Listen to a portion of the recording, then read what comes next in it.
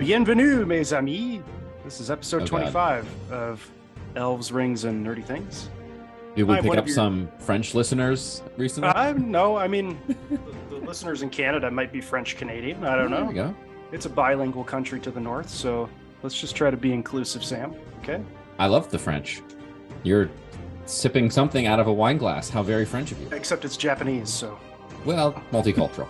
Yeah, I'm skipping the mead today, and I'm going to cloudy sake, going with a Nagori for this episode, because we are not talking about a particular subject today. We are talking about why fantasy sci-fi or why nerdy things. Just a little snippet of an episode today, I think, Sam. Yeah, this is a mini episode, something along those lines. Regular listeners will know that my wife and I are expecting our first child literally any day now, and most of our free time when we're not working is dedicated to preparing the house and ourselves to the extent we, and so have not had a lot of time to dive into fantasy or sci-fi shows, despite the fact that there being many available. But instead we wanted to kind of take this pause and maybe look back, because what are we at? Episode 25. 25, right? So we are pretty significant number of episodes under our belt, and it might be good to kind of pause and think about, why are we here? What is this shared interest that we have in fantasy? Yeah, we kind of talked about it when we started with Rings of Power, but that was very much centered on why Tolkien. So I don't know if we have to delve too deep into why Lord of the Rings today. You mentioned before we started recording some notes on mythology, so maybe that's much farther beyond what we talked about in our first episode, in our pilot, if you will. So yeah, that's kind of what we want to talk about today. Really covers a whole bunch of stuff. So we could talk about Lord of the Rings, we could talk about Star Wars, D&D. But yeah, why these topics? Why this genre?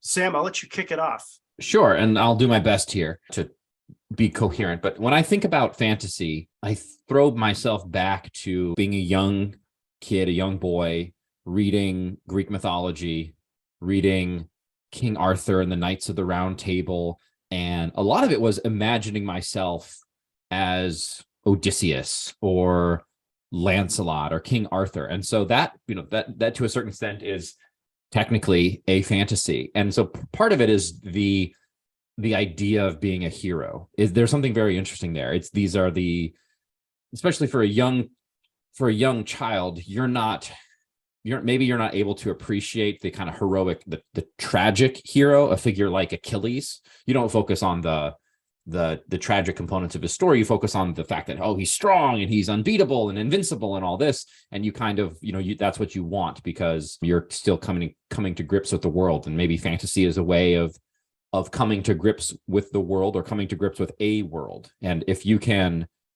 it's in your mind, you're in control. So maybe to a certain extent, these are what is appealing from a creative, fantastical standpoint, is being able to imagine yourself differently, yourself in a more ideal way, and then also in a setting where you can excel and you can be more in control. And we talk about that application of that to Dungeons and Dragons and being a dungeon master, or other kind of creative endeavors within the world of fantasy that maybe as slightly more mature, older people, that's kind of a creative outlet. Anyway, that was my first kind of slice at this.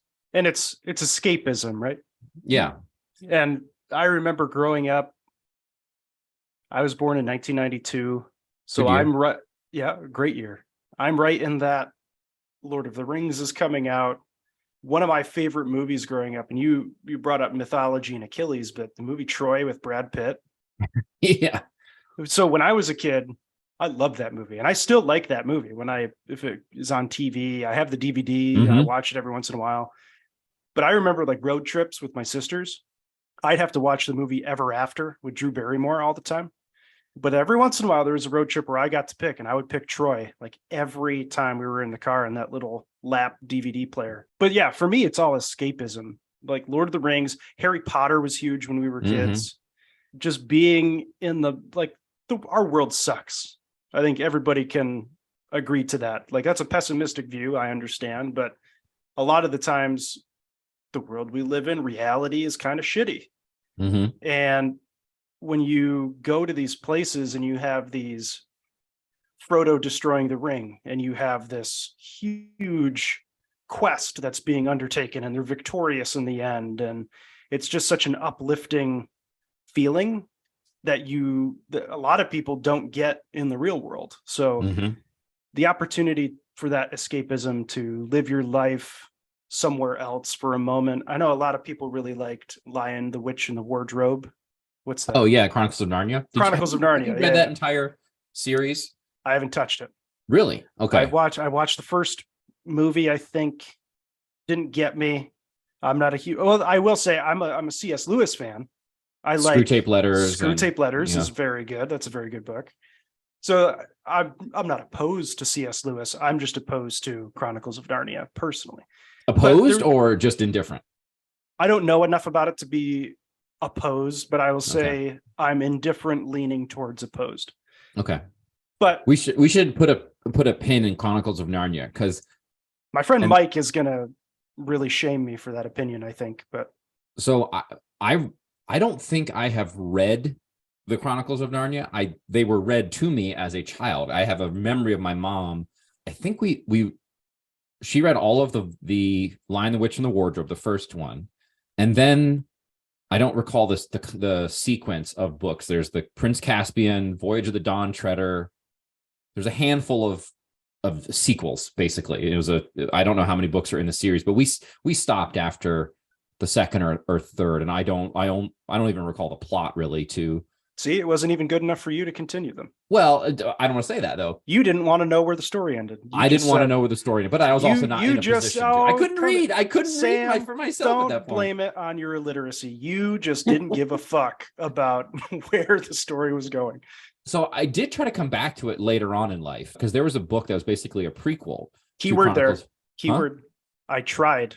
No, you're good point. It was called The Magician's Nephew, I think. It's a prequel to The Lion, the Witch, and the Wardrobe, and I couldn't get into that. I think now, and here's why I'm saying this, is that I plan on reading the Chronicles of Narnia to my child because it is well regarded, and maybe there's something there that as an adult I will be more appreciative of, and maybe my child will like it and read it on their own and have an appreciation for it, and maybe they won't, and that's totally fine because if at least they can be exposed to it, and if they don't like it, then that can inform their eventual tastes. But they have to at least be a fan of Lord of the Rings.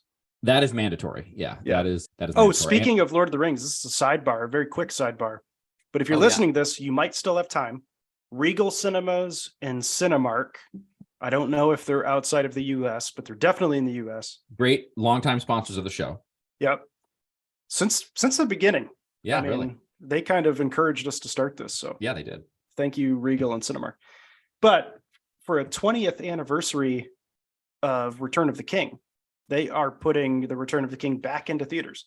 Now, I know it'd be 20 years in December, but they're not going to compete with all of the other holiday movies, like the really popular release date of around Christmas time. But I bought tickets. I have to drive, I think it's like 35, 40 minutes to Bellevue in Washington, which is over by Seattle, on a Thursday night to go watch this. But I'm definitely doing that. So isn't that where Wizards of the Coast is headquartered? It might be. Yeah, I think so. I think it might. Yeah.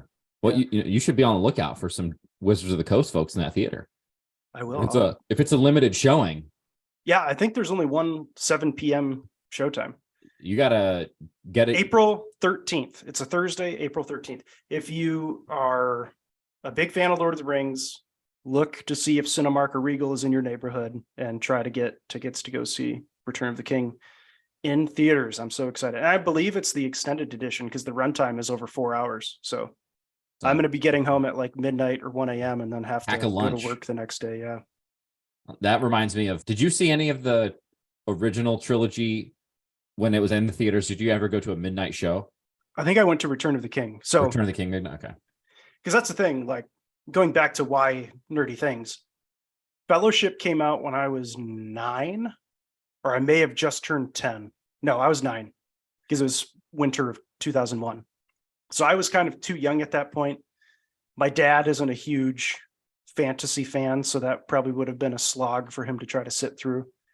And he was kind of the one that took me to movies. I remember making him go, "Oh, that's another fantasy thing. Jesus Christ. Pokemon." Oh yeah, Pokemon. Like, talk about youth and what got us into escapism and Well, didn't Pokemon and Harry Potter come out? They kind of hit the culture around the same books. time. Yeah, the Harry Potter books did. Yeah. And Pokemon was like mid 90s. Yeah.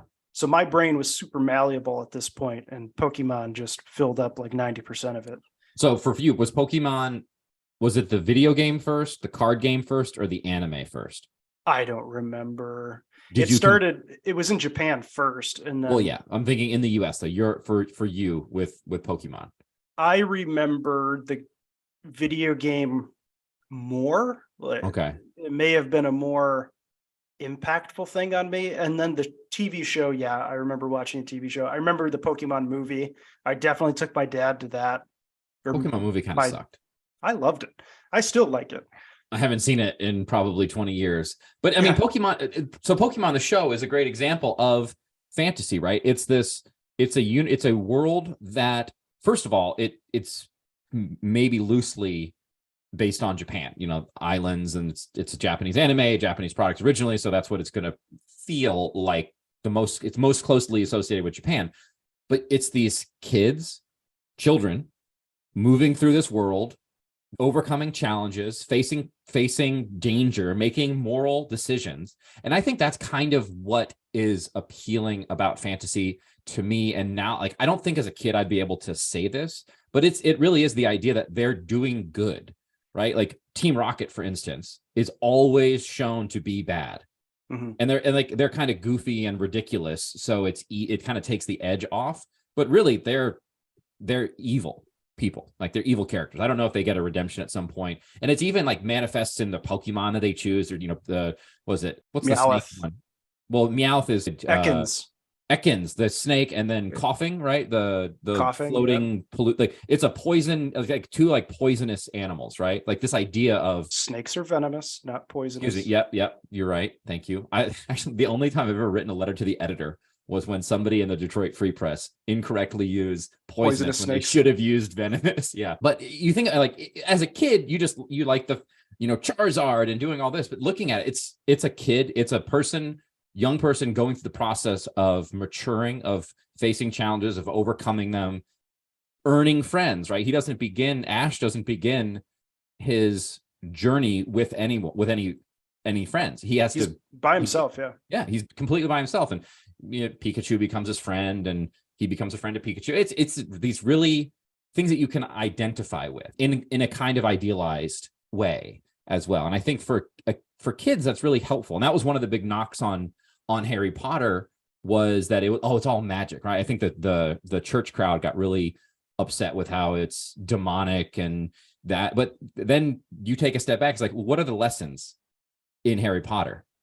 Loyalty to your friends, doing the right thing, mercy, even all of these actually very Christian ideas, mm-hmm. which if you would stop and just say, okay, yes, it's magic set in a school, whatever. But what's the message? The lessons are actually things that everybody should be able to get behind. Mm-hmm. Yeah, I want to say to everybody, we don't have a outline for this episode, so this is kind of just we're riffing here. Yeah, we're riffing. This is our improv skills at work. But yeah, I don't know. I just feel like, especially millennials, we grew up with all of these like young adult stories all coming out at the same time. And I guess the point, we kind of got off track there for a second, but the point I was trying to make is, being born in the 90s, we had Pokemon, Harry Potter, Lord of the Rings, all coming out at the same time. And I don't know if Gen Z is into fantasy as much as we are. I don't know if Gen X is. Gen X had D&D in the 60s or in the 70s and 80s, I guess, but yeah, and they would have had Lord Star of the Rings, Trek, the books. I think Star Trek is big. Star Wars, we haven't really Wars for sure dived into that yet, because I would say Star Wars to me is more fantasy than science fiction. It's about a farm boy. If we're comparing it to Star Trek, yes, Star Wars is fantasy, Star Trek is sci-fi. Absolutely, yeah. So it's a space fantasy, right? I mean, I think But I think we the could, general public might say Star Wars is more sci-fi than fantasy. they would say that. Yeah, people would say that, but I would submit that Luke Skywalker specifically is, and I know this to be the I know for a fact that George Lucas read A Hero's Journey by Joseph Campbell and basically said, how can I turn this into a movie? And then he did that. He stole some ideas from some Akira Kurosawa movies and then put some nice special effects on it. Are we saying George Lucas is a hack? Yeah, this could be an entire episode. I think George Lucas is a hack, and I can prove it, but not today. Anyway, but if you I have not read the hero. Have you ever read The Hero's Journey? I have not. Okay. So the idea, Luke Skywalker is the archetypal hero. Begins desert planet, orphaned, doesn't really know who he is in reality. The external world intrudes upon him. He is challenged. He faces early loss. He discovers a mentor figure, goes through growth and additional setbacks, and then, saves the day at the end, learns something about himself, gains friends, and accomplishes something, and theoretically, lives happily ever after. The fact that it made a shit ton of money, you're going to make a sequel, you're going to make a third sequel, Disney's going to buy it from you for billions of dollars, and then you're going to turn around and make Red Tail. But yeah, I think we've always had these fantasy stories, and I think for a long time they were mythology. They were the Iliad, they were the Odyssey, they were the Aeneid, they were the Knights of the Round Table for a long, and they were a lot of Shakespeare, right? You could say some of the Shakespeare plays are fantasy. Midsummer Night's Dream, The Tempest. You've got supernatural figures, mythical figures interacting with humans learning lessons, growing, facing challenges, overcoming them. Sometimes there's a happy ending, sometimes there's more of a tragic ending. But at the end, what's the common thread, right? It's a way to the use of storytelling to impart some deeper truth. Like I think we've talked about this maybe a little bit in our coverage of the Amazon series of Lord of the Rings, but like there's nothing there underneath the surface, right? Underneath the surface of the Lord of the Rings, the books by J.R.R. Tolkien, it is deep, it is complex, it is about something. Now you can say whether or not you want it to be about something, but the fact that it is lends a depth to that material that is very hard to create if you're just using the Lord of the Rings as a marketing campaign, basically to get audience built in. Anyway, I've said a lot, Sean. What are you reacting to in what I've said? I guess with Rings of Power, it doesn't have the heart that Lord of the Rings has and the books have. So I guess in your defense in that mindset, yes, there's nothing below the surface. But there's times when I watch it and I go, and again, it's not the show doing that. It's me knowing the background of the material. Yeah. That my brain fills in the gaps for the show, if that makes sense. So when they're covering stuff, Rings of Power, I know the background from the books. So they don't have to say it for my brain to fill gaps in what the show is missing. But for the general viewer who's watching Rings of Power, yeah, I mean, it's a very hollow show. And it does feel like using the title Lord of the Rings is just a ploy. Yeah. And that's what makes me nervous about the new movies with Warner Bros. Coming out. And yeah, I don't know. I just feel like if it's a remake of Lord of the Rings that Warner Bros. Is going to pursue, I'm not. Why do you need to remake it? That's exactly. Like it's only been 20 years. And they in their defense, they haven't come out and said that they're going to remake anything. They're just saying that they have the rights to that time period. So feasibly, they could do a lot more. They could do what was happening with the dwarves during the War of the Ring in the North. If we can take a quick speculation or commentary on that, I think the war in the North would be very interesting. You've got the dwarves, you've got the humans, the men of Dale, you've got Gundabad. The Gundabad orcs, you've got Mirkwood and the elves and Thranduil, you've got Lorien, you've got a lot of places that we've seen but maybe haven't spent a ton of time with before. You've got very familiar players, right? It's humans and dwarves. We've seen this before, but you can do slightly different stuff with it. It's still, it could become epic. We know that there are battles and sieges, and I think both of the kings of the mountain and of Dale die in the fight. Like that there's good drama there. That could be interesting. I just hope it doesn't turn into some completely boring, reductive, just mess. Yeah, and there's really long. And there's so much more as well. Like, what was it? And I don't want to recast Aragorn as another actor, but Aragorn rides into battle with Theoden's grandfather. Let's see that. Let's see what Aragorn was doing when he was in exile. Let's see him go to Rhûn and explore the world. Because the world in Tolkien's mythology is not just Middle Earth. It's so much more than that. So let's see Aragorn exploring, going to all these different cultures and continents. And yeah, I don't know. You could do that even without Aragorn, because you could just go 1,500 years in the past, in the middle of the Second Age, or excuse me, in the middle of the Third Age.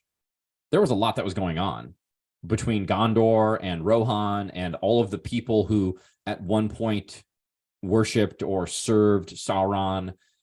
The founding of Rohan is even a great story, similar to things that we've seen before, but different enough. But we are maybe straying a little bit here from the why fantasy, and maybe we're coming to a little point of thesis. At least for me, it's like, for me, I like fantasy because it's about something.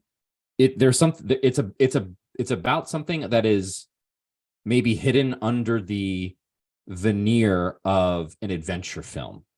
Right. Last week we discussed the Dungeons and Dragons movie, the 2000 Dungeons and Dragons movie, which was really bad. Now that was bad because it looked bad and the story was bad. Right. Good fantasy, either if you're talking about a book, you're talking about a film, it looks good and it's about something. The story is about something. Like, we love Lord of the Rings because we love the movies because the movies are great. The music is great. The effects are great. The acting is good. But then there's a story about the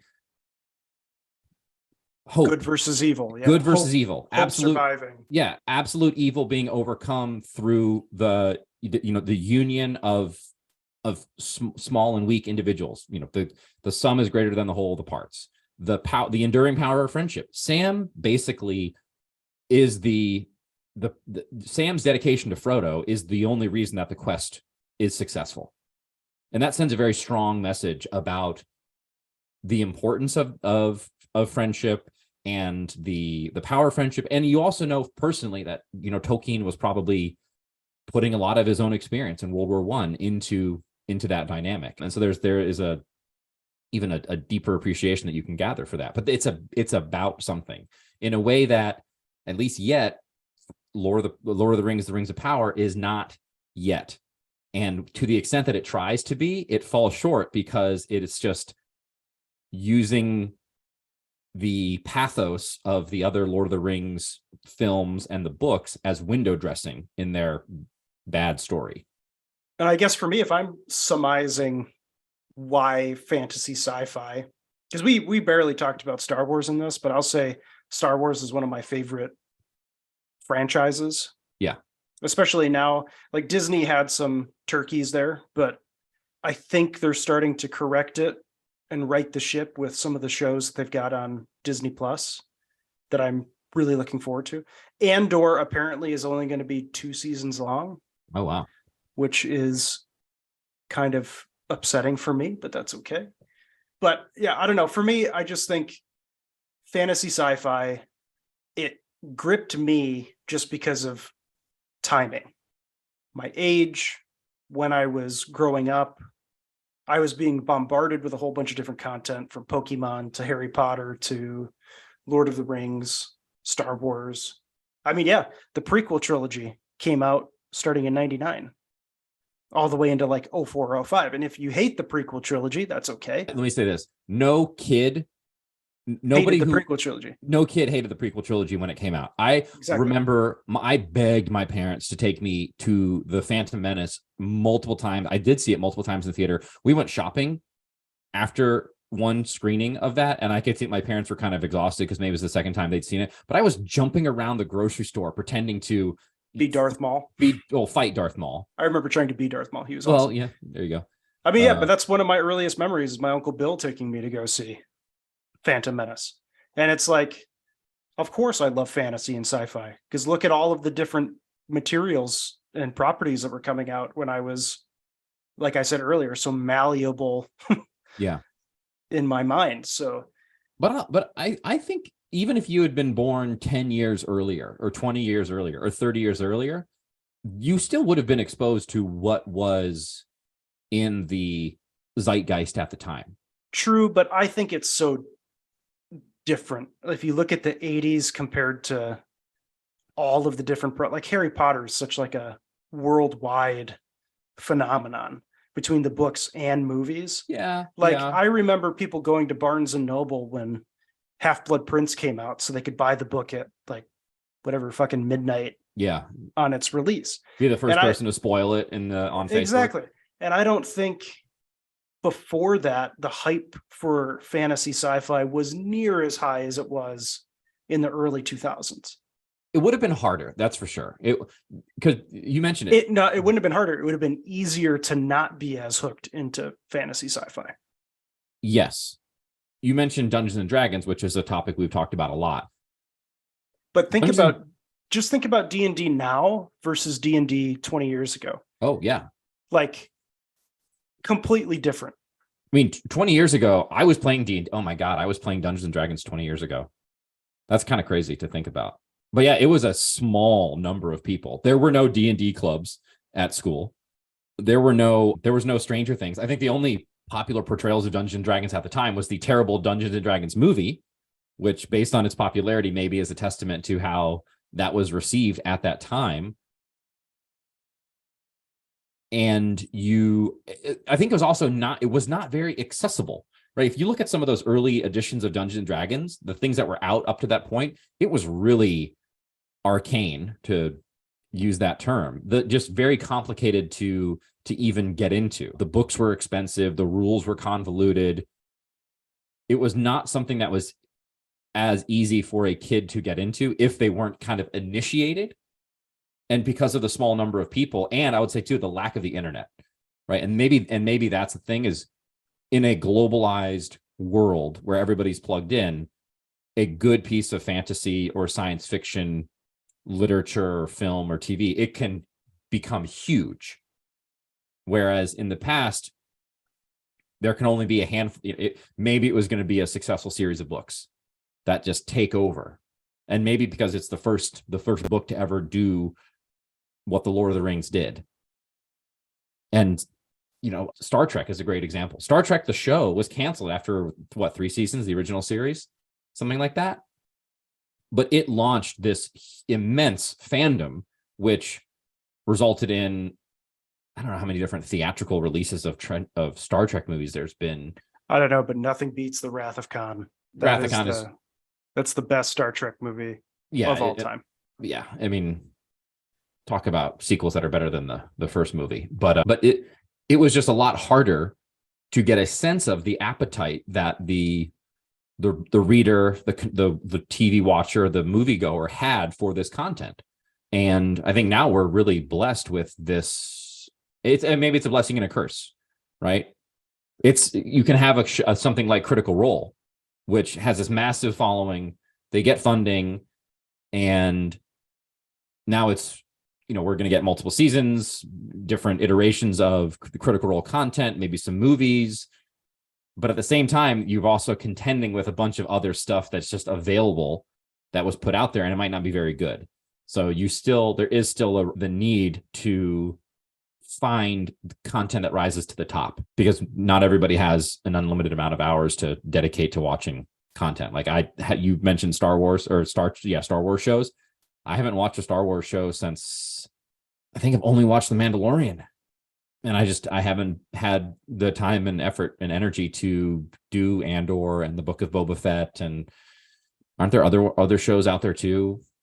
Book of Boba Fett, they're coming out with all of the animated. So you have Star Wars Rebels, Clone Wars, Bad Batch, which was amazing. yeah, just hours and hours, right? And it's tough, which is why I just kind of keep coming back to the things that are tried and true, right? You know, your Lord of the Rings, your mythology. I will attempt to read the Chronicles of Narnia with this child, even if they're not able to understand what's going on. I'll still read it to them. Well, I think that's a good place for us to leave off. Next week, if we don't have an episode, it's because Haley's in labor. Hopefully she is in a brief labor, and then we don't have an episode because both of us are exhausted. But yeah, we will come back to the space when our schedules permit. And as we mentioned, there's probably no shortage of content. It's just a matter of picking the things to discuss that are the most worthy of our time and the most interesting to us and to you all. Which I think the next topic might be the direct to DVD sequel of Dungeons and Dragons, which probably doesn't rise to the level of classic fantasy fantasy material, but we will do it because funny. It will be funny. Yeah. It sometimes you need to be able to look at yourself in the mirror and laugh, and sometimes you want to look at Dungeons and Dragons movies and laugh. All right. Well, au revoir, nos amis. We'll see you guys next week, or maybe 2 weeks, depending on Baby Watch 2023. Baby Watch 23 is underway. All right. Bye, everybody.